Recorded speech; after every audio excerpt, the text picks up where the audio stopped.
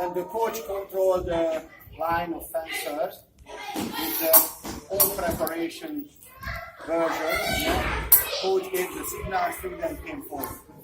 Now, it's only a face-to-face work class, so no more than only one person is in front of the coach. So the student, in his or her own timing, can make that. It's not necessary to give the signal because we are just together, right? Coach stays in 16 meters. Okay, 16 meters. Doesn't matter if you're right hand or left hand. Doesn't matter. No. 16 meters. So the target is open, right? Target is open. Student makes a preparation step, observation step. If the coach doesn't move, straight cross to the nominated target, right? Straight cross. Another possibility for the coach, after I start my observation step, immediately you withdraw. In this case, it's strictly prohibited to start the no counter-attack now, so you cannot make counter-attack, only these two. After the student set into fencing on that, the coach has to be ready because the start is by the student, right? So, yeah, in this case, the student resets and the coach resets as well.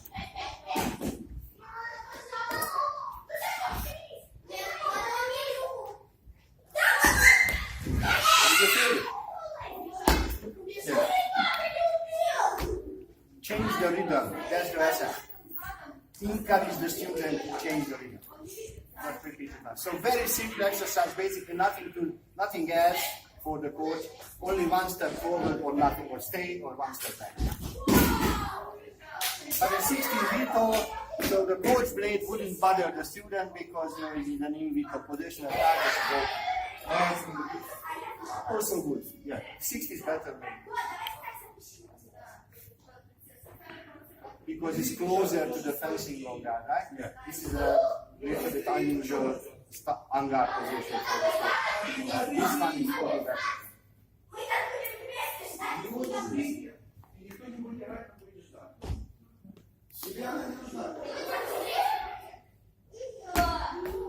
Okay. Only this first, and after that we will develop this exercise for feint. That was a straight cross. The second exercise, and could be the final exercise today, will be a simple feint. Simple feint against quad parry.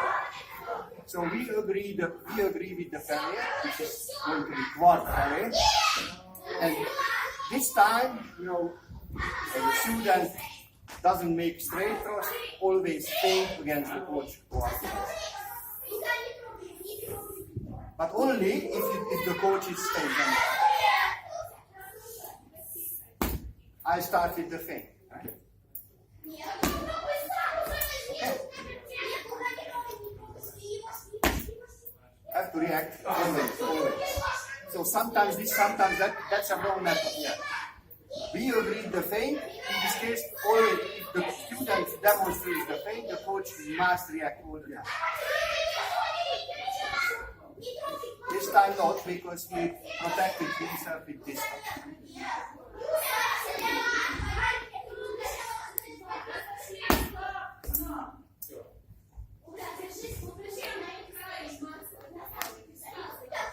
So that's the student preparation. That's what we do with the signal, with the foot. Right? But you must do the signal because the student is not alone. There are 12 people, and you expect the 12 people to start the preparation step together. And that's the logic of the student preparatory exercise. But in this case, the agreed exercise is a straight cross, not a feint. So he's coach. Yeah. That was the third. Yeah. The distance is just the same. You see, he can play with the distance the same way.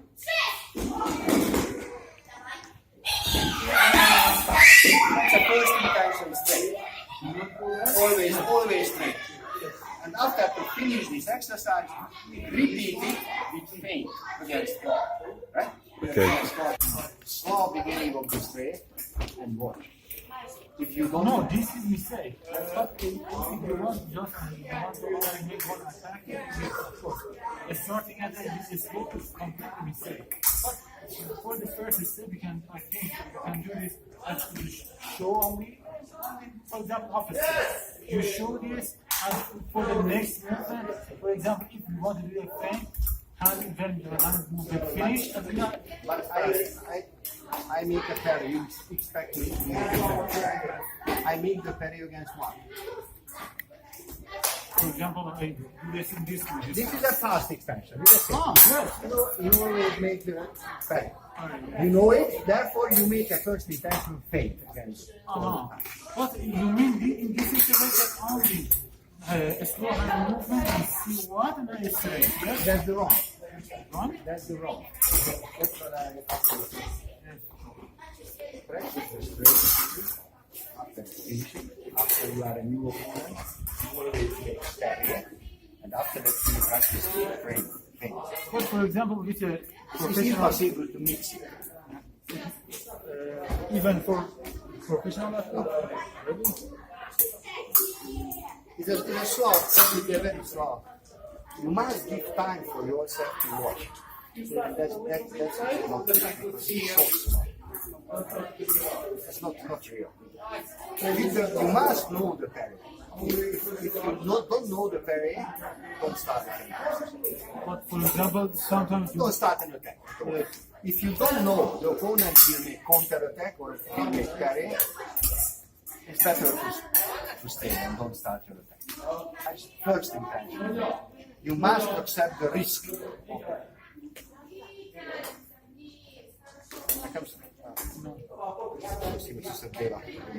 you mean that it's better that you predict your opponent's movement and according to that you play, yes? I try to explain different ways.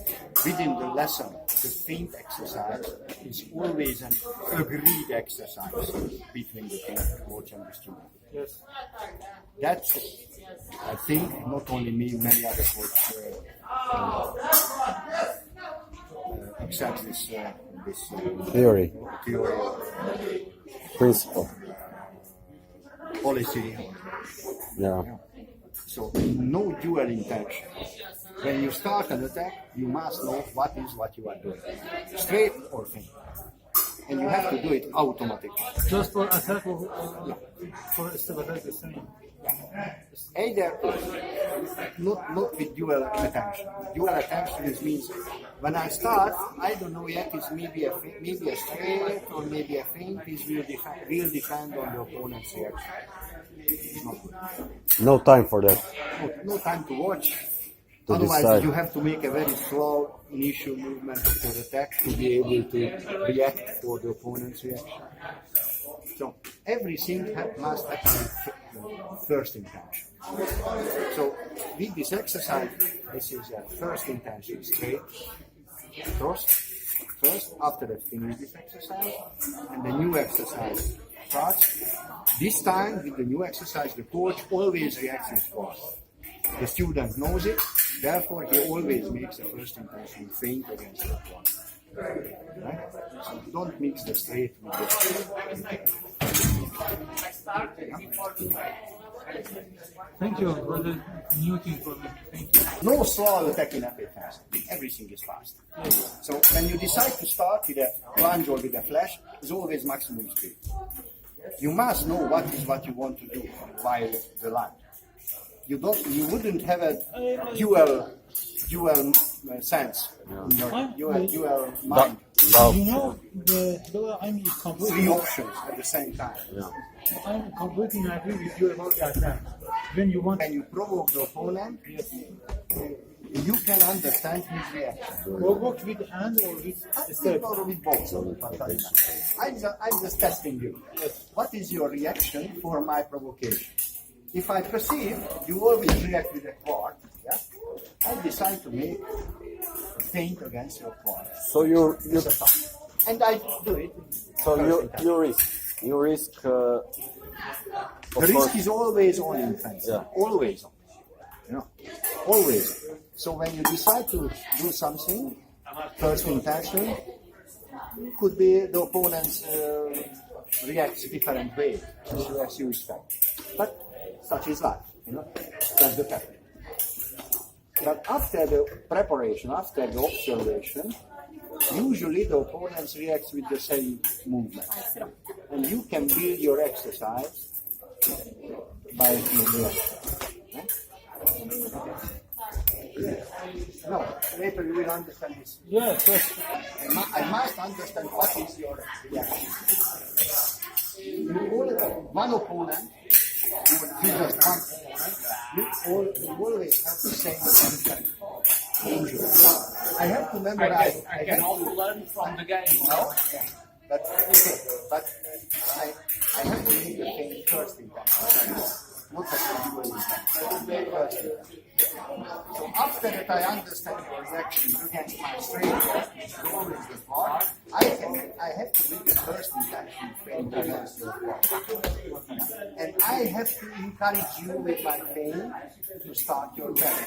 So the time of your parry depends on my feint, not opposite. Okay? So if I start a very slow arm extension, which is basically not a feint, it's a very slow arm extension. And you make this parry whenever you want. Psychologically, it's not right. With my feint, I have to encourage you to start your parry, right? Okay. So this is the watching feint, which is not really good. Okay? Can you do the one more? Which one? The feint. Andre, please. There's one feint. One feint? Yes. You are the first.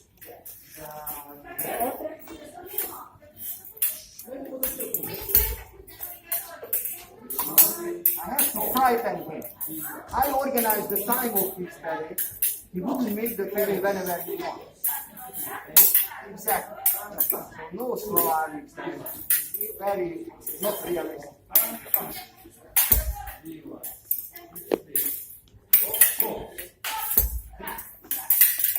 So if I extend, it's basically not a feint. I don't frighten him at all. He can make the parry whenever he wants. It's absolutely far from the logic of the feint. In the feint, that you must trust your opponent to start the parry. If he doesn't do that, such is life. It's a bad luck. Okay. Excuse me, madam. Please, you give your foot in the air, yes? In the feint? During your attack with the feint, yes? Of course. Not on the ground. Yeah. You know, when we start the education of the feint, when we start, that's the base coordination. Arm extension, after that, in the disengaged movement, the student can move around. But later on, in advanced feint, this feint is too far. An opponent who has a very good parry, usually, he makes this parry in the last moment, not very early. Therefore, I have to demonstrate my straight attack. It's a long attack, long straight attack. Otherwise, he will start the parry. So I have to make the coordination of the feint against his parry. Yeah? And I understand. I received the parry posterior. That, like a music is in my ear. Yeah? I started with a straight attack, and he parried me, and I received the response. I remember to the rhythm, and next time I will change. Not straight, but feint. Yeah?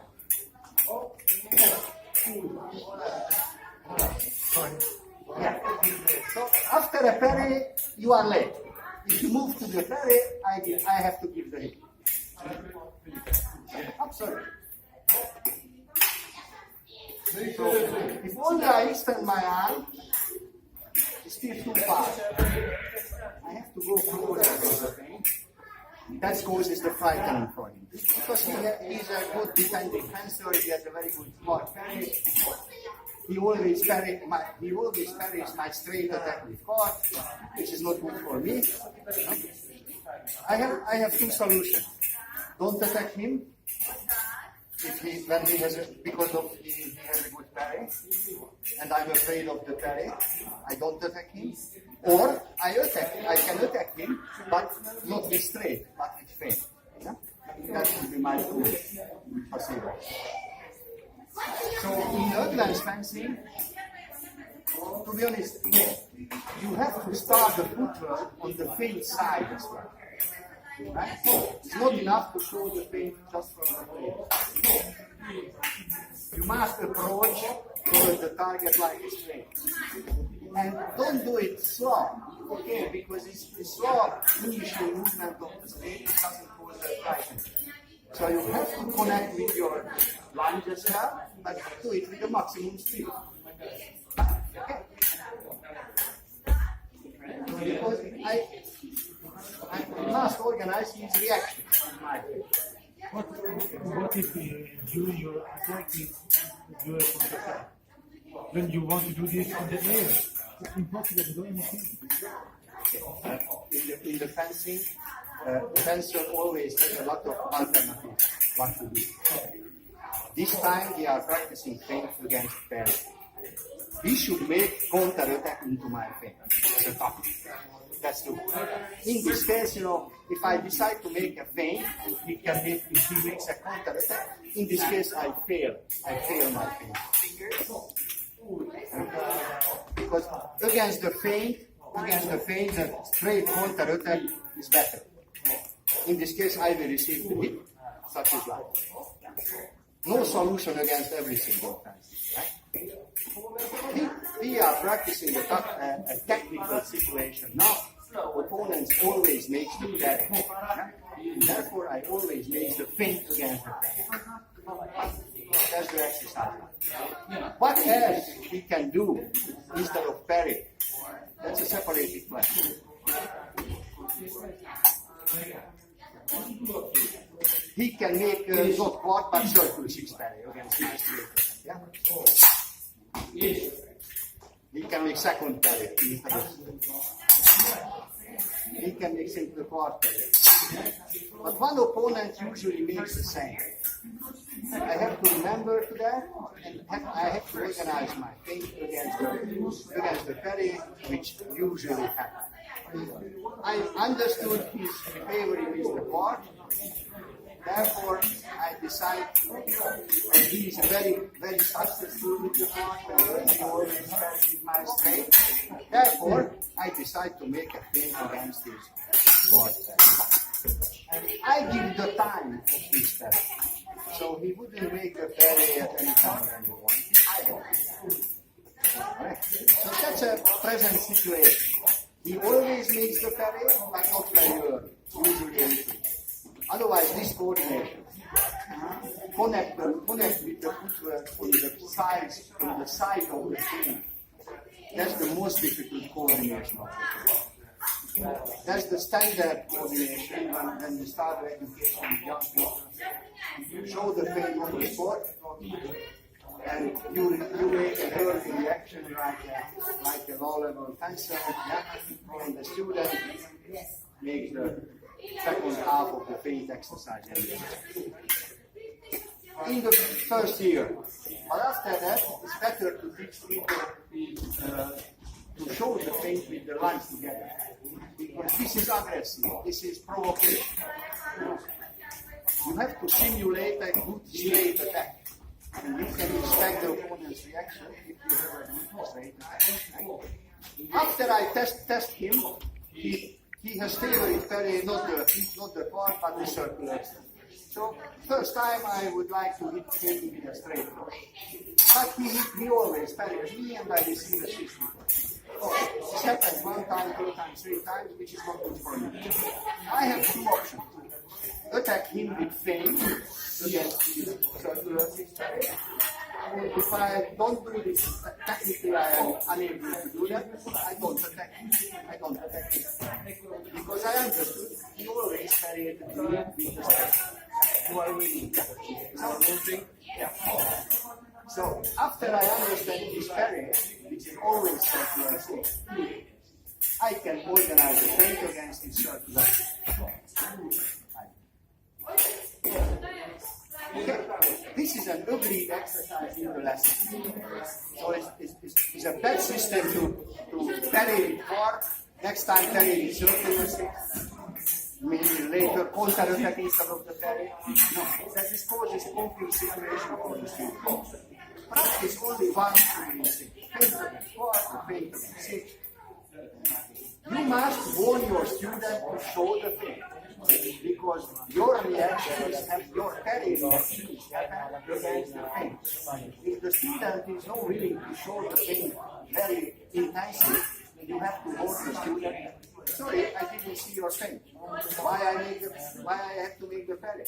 Okay, so this is a connection.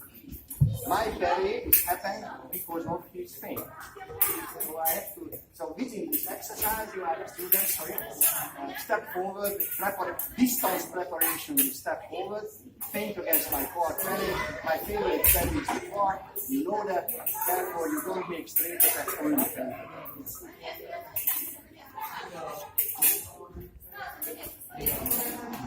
I decided this one. Oh. You can make sure I make the quad. Show me please the feint. No? Finish the step. Finish the step. After to finish the step, you can see the relevant distance. Up. And this arm extension has to be very fast. Exactly. So you give the reaction for me, for my parents. Up. Good. Thank you. Good student. Yeah. Do it very slow. Sorry, it's a big contrast between the preparation and the finish. So the preparation step is slow preparation. And the first quick movement is the arm extension to show the thing. If I go back, nothing happens. Go back. Hop. I agreed with this. I promise this quad very first. So, she didn't see the feint. Oh, did you feel the defense? That's the real issue. Okay. Slow.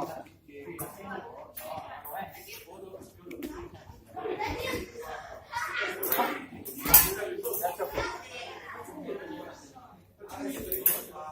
Exactly. In the second part, you can do it more continually. Only pay attention for the fast extension to show the feint. Because the time of my parry depends on your feint, not opposite. Oh, exactly.